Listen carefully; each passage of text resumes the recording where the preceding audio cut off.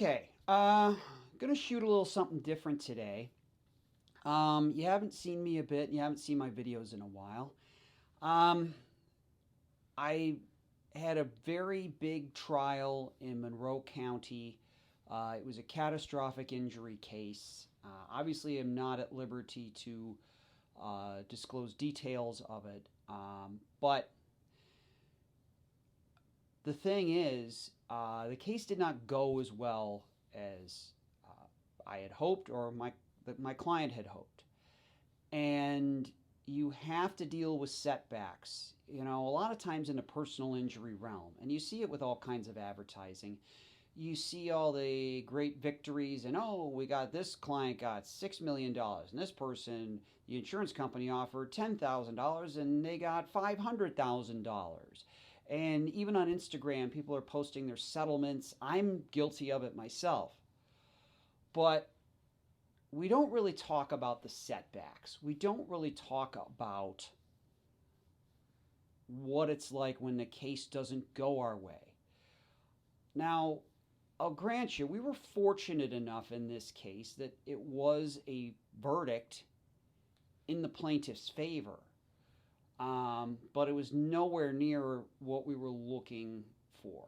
And how do you process that? Just, I want you to understand that cases don't just sort of happen in a vacuum. We don't just sort of turn up on the day, pick the jury, put people on the stand, and there we go, we got a trial. There's a significant cost, including getting examining physicians, economists, other experts that charge us as attorneys quite a bit of money to testify. And we can only get them for half a day. And if that testimony isn't completed, they go back to their patients and you can't schedule them. There were a number of setbacks during the trial. It's not my place to discuss the ins and outs of it, but it was 7 days a week of preparation from probably mid-February to mid-April when we picked the jury and started proof. And then after that, I took a couple of days, and I think this was important as I took a couple of days to decompress. And I've still been kind of processing, and I think I've finally processed this setback. And that's part of lawyering that you don't necessarily read about in the books, about trying cases, or you hear about. Everybody loves to talk about their victories. Um, but did I learn a lot personally and as an attorney in having a setback after a trial? I sure did. Um, I guess the first thing I learned is that you absolutely positively have to switch off at some point because you are under a tremendous amount of stress trying to get this thing just so that your proof goes in. It was also, I was away, I was out of town for an entire week. So I was staying in a hotel near the courthouse. The client was from out of town, so it's having the client stay in the hotel, managing all of that. And it's not simply trial ends, okay, we're sending the jury home today, go back and see tomorrow. There are rulings, there are motions that are made, there are issues when it comes to whether evidence should come in, and you have to go back to your hotel room and furiously type away on the computer. While many of you were at NFL draft parties, I was answering two motions, working on my closing argument, and preparing a cross-examination of a defense expert for the next day. So I'm frantic. I've got 4 projects where court had ended at 4:30 that day, so it's walk back to the hotel, maybe take a little bit of time to go down and walk on the treadmill, do some in the hotel gym, get a little dinner, and then back at it. Um, and that was almost till midnight. And and you ruminate, you end up in this where you wake up in the middle of the night realizing you should have done this or need to do this, write this down, and you're in it. You're really in a tunnel vision, especially in a situation where you're away, you're staying in a hotel, you're not going home to your bed, to your family, to your pets, to your kids, whatever it is. And the key, though, is you've got to have an end of it. You have to realize that the trial is going to end. There's going to be a verdict. Now, that verdict may not go your way, and you still have to appeal. This case will be ongoing for some time with appeals. But I took the decision when I got home that night.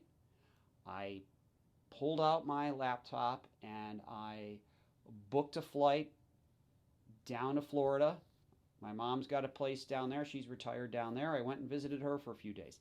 And the other thing is, as you're preparing these trials and you're doing 10 hours a day or more, 7 days a week for weeks, months on end, you do have to reconnect because your family understands that this is not easy and that this is a very stressful business.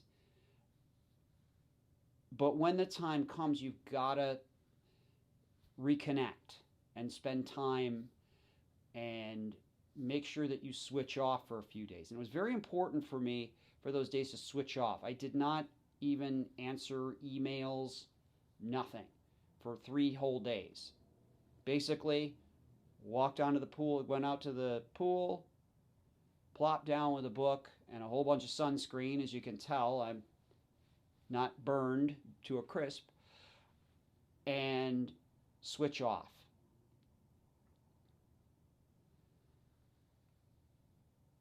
There are parts of the case that I certainly wish I could have back, and it took several days to stop ruminating. And to be honest, there's been a couple times I still do wake up in the middle of the night and I still start to think about this. But I also have a notebook by my bed, and whatever it is that is keeping me up at night, I write it down, close the notebook, pull out a book that I enjoy reading. Right now I'm reading an old John Le Carre spy novel, and read that until I start to get a little tired. I go back to bed.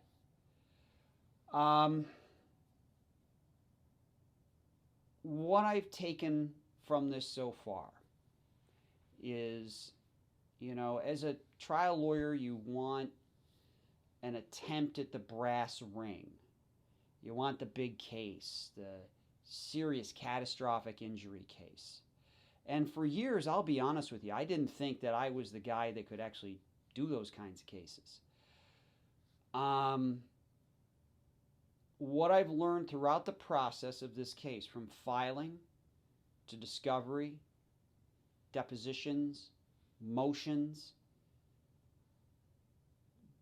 pretrial conferences, jury selection, is that you are capable. And this is it's not easy.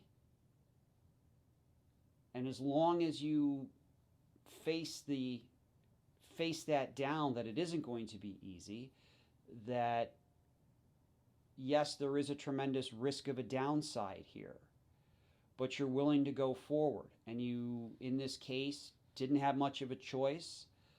There really was not a lot of settlement. It wasn't a settlement talks. It wasn't close. So when you put all that together, you realize that you were capable of doing it all along, even if you shied away from it at a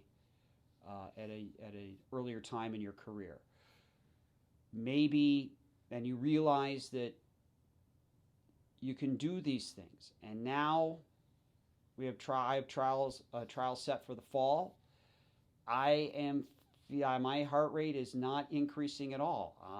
I feel like I'm going to be very ready for this trial. I've gone through the trial prep. I've got the, now I know checklists and things that I'm going to want to do.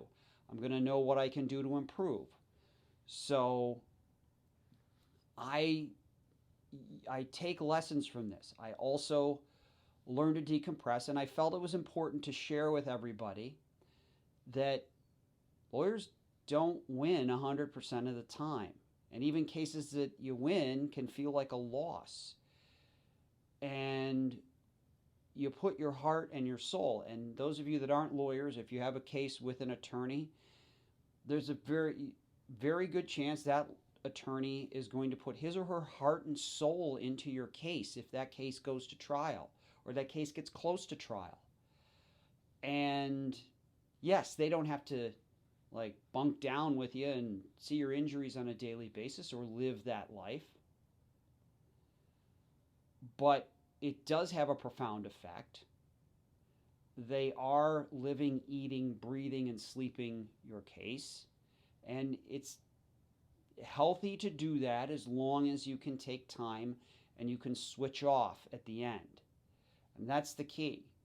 The one thing I've learned is that if you have an opportunity to switch off, you can start to think about and derive the lessons from this kind of a setback. You probably learn more from these setbacks than you do if I'd gone out and won the case and the jury had rung the bell of justice.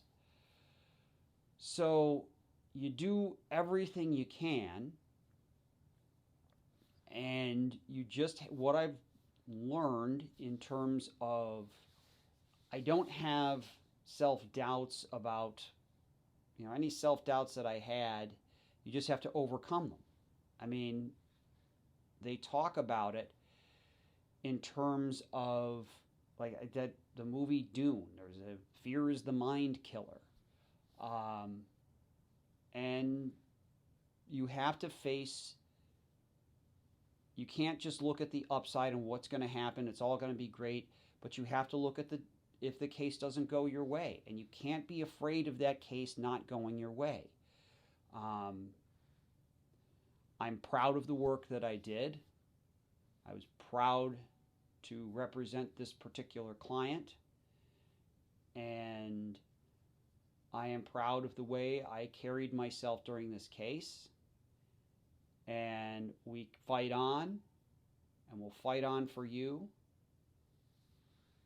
But I just felt it was time to, and I have been off of social media for a while, but I thought it was time to, and helpful for everyone to share what it's like when a case doesn't go your way. You might look at it and say, well, you didn't lose. It was a verdict. It was a verdict for your client, but that doesn't necessarily mean that you got what you wanted.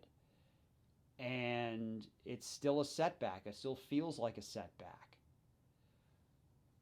I do take that part into account, but I think sometimes you need to know that we're human. Not everything goes your way 100% of the time, despite what we do here on social media. And I felt it was important to share this with you so that you can understand the whole side and some of the things in the practice that don't go a lawyer's way. So until next time, stay safe, everyone.